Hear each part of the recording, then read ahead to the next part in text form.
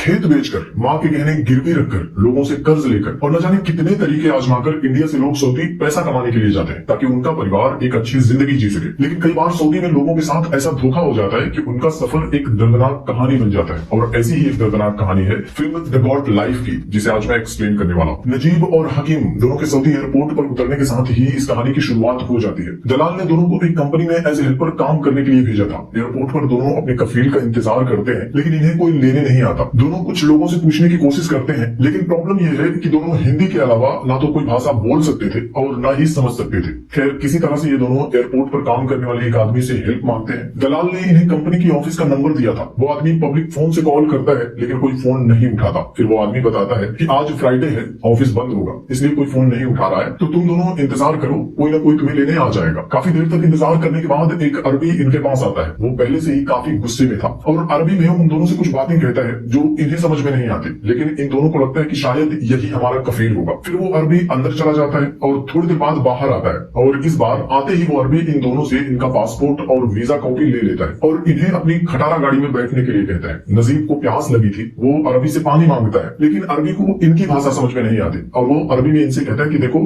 तुम ऐसे बड़बड़ाना बंद करो और चुपचाप गाड़ी में बैठ जाओ। और ये दोनों गाड़ी में बैठ जाते हैं। रास्ते में हकीम कहता है कि हमें घर पर फोन करके बता देना चाहिए कि हम पहुंच चुके हैं, नहीं तो अम्मी परेशान होंगी। वो अरबी से किसी टेलीफोन बूथ पर गाड़ी रोकने के लिए कहता है, लेकिन अरबी उल्टा इन्हें डांट कर चुपचाप बैठे रहने के लिए कहता है। और काफी देर तक गाड़ी चलाने के बाद आखिरकार वो एक जगह पर गाड़ी रोकता है और हकीम को उतार देता है। नजीब और हकीम दोनों चिल्लाते रहते हैं कि हम तो यहाँ एक साथ एक ही कंपनी में काम करने के लिए आए थे, फिर आप हमें अलग अलग क्यों कर रहे हो। लेकिन अरबी इनकी कोई भी बात नहीं सुनता और नजीब को लेकर आगे जाने लगता है। फिर काफी दूर तक चलने के बाद वो नजीब को भी एक बाड़े में पहुंचा देता है। बाड़े में एक दूसरा अरबी भी था। नजीब फिर उनसे कहता है कि मेरे दलाल ने तो कहा था कि मुझे एक कंपनी में काम करना है, आप मुझे यहाँ क्यों लेकर आए हो। लेकिन पहले वाला अरबी इसकी बात को अनसुना कर देता है और वहां से चला जाता है। रात के अंधेरे में नजीब को ज्यादा कुछ समझ में नहीं आ रहा था। तब नजीब एक बूढ़े आदमी को देखता है जो पिछले कुछ सालों से इस बाड़े में काम कर रहा था। नजीब उसके पास जाकर बात करने की कोशिश करता है। पता चलता है कि वो आदमी तमिल है। नजीब को उसकी भाषा भी समझ में नहीं आ रही थी। उसे बहुत तेज प्यास लगी थी। पूछने पर तमिल आदमी पानी की टंकी की तरफ इशारा करता है। नजीब टंकी के पास जाकर पानी पीता है और अरबी के टेंट में जाकर सोने की कोशिश करता है। थकान की वजह से जल्दी उसे नींद आ जाती है। इसी के साथ हम सऊदी आने से पहले नजीब की लाइफ को देखते हैं। नजीब अपने गांव में नदी से बालू निकालने का काम करता था। उसकी माँ उसके लिए रोज खाना बनाती थी और नजीब अपनी माँ और अपनी वाइफ सैनू से बहुत प्यार करता है। सैनू प्रेग्नेंट थी, परिवार काफी खुशहाल था,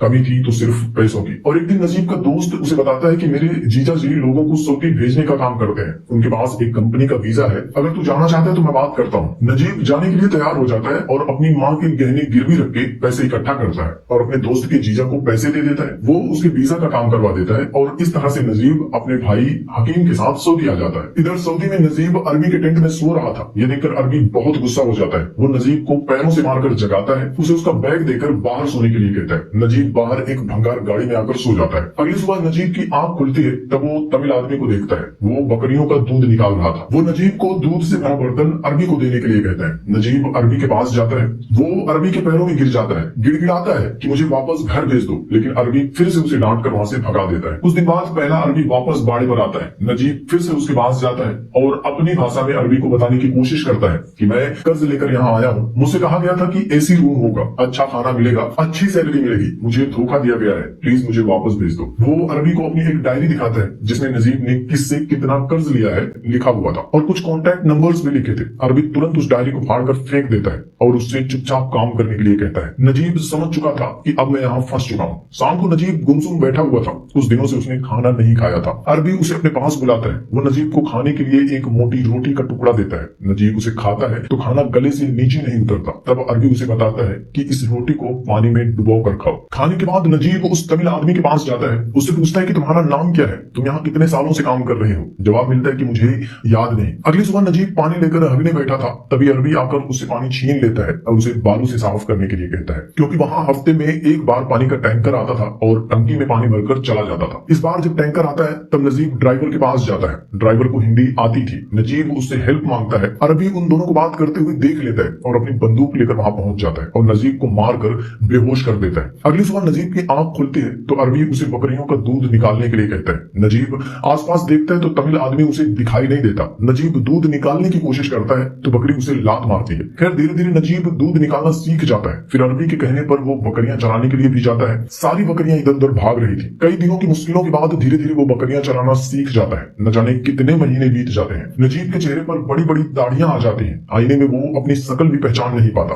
और एक दिन ऊंट चराते हुए नजीब को आसमान में कुछ गिद्ध दिखाई देते हैं। नजीब उनके पीछे पीछे जाता है तो देखता है कि वो गिद्ध तमिल आदमी की लाश को नोच खा रहे हैं। यह नजारा काफी डरावना था। नजीब को समझ में आ जाता है कि अगर मैं यहाँ रुका तो इसकी तरह मर जाऊंगा। अगले दिन नजीब बकरियां चराने जाता है तो सही मौका देखकर भागने की कोशिश करता है। तभी अरबी अपने ऊंट पर बैठकर उसके पीछे पीछे आ जाता है और मार मार कर उसे लंगड़ा बना देता है। नजीब अब बुरी तरह से डर चुका था, हिम्मत हार चुका था। महीनों बाद एक दिन वो बकरी चरा रहा था, तभी बारिश होने लगती है। नजीब बकरियों को लेकर एक चट्टान के पीछे छुप जाता है। चट्टान के नीचे से एक रास्ता था। नजीब उस रास्ते से चट्टान के दूसरी तरफ जाता है। वहां भी एक और आदमी बकरी चरा रहा था। नजीब उसके पास जाता है। वो कोई और नहीं, नजीब का भाई हकीम था। न जाने कितने महीनों या सालों के बाद दोनों एक दूसरे को देखते हैं तो गले लगा लेते हैं। हकीम बताता है कि कुछ दिनों पहले ही मेरा कफील मुझे पुराने बाड़े से यहाँ लेकर आया है। लेकिन तभी हकीम का अरबी नीचे बकरियों के पास पहुंच जाता है। उसे देखते ही हकीम अपने बकरियों के पास जाने लगता है, क्योंकि दोनों को पता था कि अगर अरबी ने उन्हें साथ में देख लिया तो बहुत मारेगा और फिर से दूर दूर कर देगा। कुछ दिनों बाद हकीम एक अफ्रीकन साथी के साथ आता है। वो नजीब को बताता है कि इस आदमी का नाम कादिरी है और ये भागने में हमारी मदद करेगा। कादिरी पहले भी उस इलाके में काम कर चुका था, उसे रास्ता मालूम था। कादिरी उन्हें बताता है कि कुछ दिन बाद कफील के बेटी की शादी है। उस दिन बाड़े पर रखवाली करने वाला भी कोई नहीं होगा और उस दिन हम लोग यहाँ से भाग जाएंगे। शादी की सुबह बाड़े से सभी अरबी चले जाते हैं। उनके जाते ही नजीब को आजादी मिल जाती है। वो अपने सारे कपड़े उतार देता है, पानी की टंकी के पास जाता है, नहाता है और अपने कपड़े पहनता है जिसे आज तक उसने संभाल कर रखा था। तभी हकीम और कादिरी वहां आ जाते हैं और तीनों आजादी की उम्मीद लेकर सफर पर निकल जाते हैं, बिना इस बात की परवाह किए कि उनका ये सफर कितना मुश्किल होगा। सुनसान बेजान रेगिस्तान में उन्हें दूर दूर तक कोई नजर नहीं आता। चलते चलते रात हो जाती है। अगली सुबह आंख खुलते ही ये लोग फिर से चलना शुरू करते हैं। प्यास से इनका गला सूखने लगता है। हकीम को थोड़ी दूर पर पानी दिखाई देता है। वो दौड़कर जाता है तो पता चलता है कि वो धूप में चमकती हुई रेत को पानी समझ रहा था। पानी तो नहीं था, लेकिन वहाँ पानी ना मिलने की वजह से एक ऊंट मरा पड़ा था। खैर ये लोग कुछ दिनों तक चलते रहते हैं, लेकिन अब वो रास्ता भटक जाते हैं। वो बस सूरज की दिशा में चलते जा रहे थे। धूप और प्यास की वजह से उनकी हालत खराब हो जाती है और प्यास की वजह से तड़पते हुए हकीम की मौत हो जाती है। नजीब अपनी आंखों के सामने अपने भाई को तड़पता हुआ मरता हुआ देखता है, लेकिन कुछ कर नहीं पाता। कादिरी उसे हिम्मत दिलाता है और समझाता है कि जब तक हमारी सांसें चल रही हैं, हमें चलते रहना होगा। रेतीले तूफानों और धूप का सामना करते हुए वो आगे बढ़ते हैं और आखिरकार रेगिस्तान के बीच उन्हें एक जगह पर पानी दिखाई देता है। नजीब पागलों की तरह पानी की तरफ भागता है, लेकिन कादरी उसे रोक देता है और फिर कपड़ा पानी में डुबाकर उसे थोड़ा थोड़ा आराम से पानी पिलाता है। कादरी को पास में ही एक बोतल मिल जाती है। वो दोनों कुछ देर तक वहां आराम करते हैं, फिर बोतल में पानी लेकर आगे बढ़ जाते हैं। रात बिताने के लिए दोनों एक जगह पर रुकते हैं और अगली सुबह जब नजीब की आंख खुलती है तो कादरी कहीं भी नजर नहीं आता। वो गायब हो चुका था। आज नजीब अकेले ही आगे बढ़ता है और आखिरकार बहुत बुरी कंडीशन में वो पक्की सड़क पर पहुंच जाता है। उसकी हालत बहुत खराब थी। कई सारी गाड़ियां वहां से गुजरती हैं, लेकिन कोई भी नजीब के लिए नहीं रुकता। तब एक भला अरबी जो उस रास्ते से गुजर रहा था, वो नजीब की मदद करता है, उसे अपनी गाड़ी में बिठाता है, पीने के लिए पानी देता है और फिर नजीब को शहर में लाकर छोड़ देता है। इधर उधर भटकते हुए नजीब एक होटल के सामने बेहोश हो जाता है। उस होटल में कुछ इंडियन सोशल वर्कर्स काम करते थे। वो नजीब को लेकर जाते हैं, उसके जख्मों का इलाज करते हैं। ये लोग धोखा देकर ऐसे ही सऊदी भेजे गए भारतीयों की हमेशा मदद करते थे। नजीब उन्हें अपने घर का एड्रेस दे देता है। वो भारत में नजीब के घर का पता लगा लेते हैं और ये आदमी फोन पर नजीब और उसकी फैमिली से बात करवाता है। सऊदी आने से पहले नजीब की वाइफ प्रेग्नेंट थी। वो नजीब को बताती है कि आपका बेटा अब 4 साल का हो गया है, आप जल्दी से घर वापस आ जाए। नजीब के पास कोई डॉक्यूमेंट नहीं था, इसलिए उसे कैंप भेज दिया जाता है। कैंप में बहुत सारे लोग थे जो नजीब की तरह काम छोड़कर भागकर कैंप में आए थे। कैंप में हर रोज कई सारे कफील आते हैं और अपने अपने नौकरों को लेकर चले जाते हैं। बाकी के लोग दुआ करते हैं कि उनका पेपर बनने से पहले कहीं उनका कफील ना आ जाए। और एक दिन नजीब को लेकर जाने वाला अरबी भी कैंप में आता है। वो नजीब को देखते ही पहचान जाता है और अरबी में कहता है कि तू काम छोड़कर भाग आया, शुक्र मना कि मैं तेरा ओरिजिनल कफील नहीं हूँ, नहीं तो इस बार ले जाकर मैं तुझे मार डालता। दरअसल इस अरबी ने उन दोनों को एयरपोर्ट पर परेशान देखकर उनका फायदा उठाया था। खैर 3 महीने बाद नजीब का पेपर वर्क कंप्लीट हो जाता है और उसे इंडिया वापस भेज दिया जाता है। नजीब की तरह न जाने कितने लोग अच्छी कमाई, आरामदायक जिंदगी का सपना लेकर सऊदी जाते हैं, लेकिन धोखाधड़ी का शिकार हो जाते हैं। नजीब की तरह कुछ लोग वापस आकर अपनी आप बीती तो सुना देते हैं, लेकिन कुछ लोगों की कहानियां उस तमिल आदमी की तरह बेजान रेगिस्तान में कहीं दब जाते हैं और उनकी लाश गिद्ध का खाना बन जाती है। आपको ये फिल्म कैसी लगी? फिल्म का सबसे इमोशनल पार्ट कमेंट में बताना और वीडियो को लाइक कर देना यार। Thank you.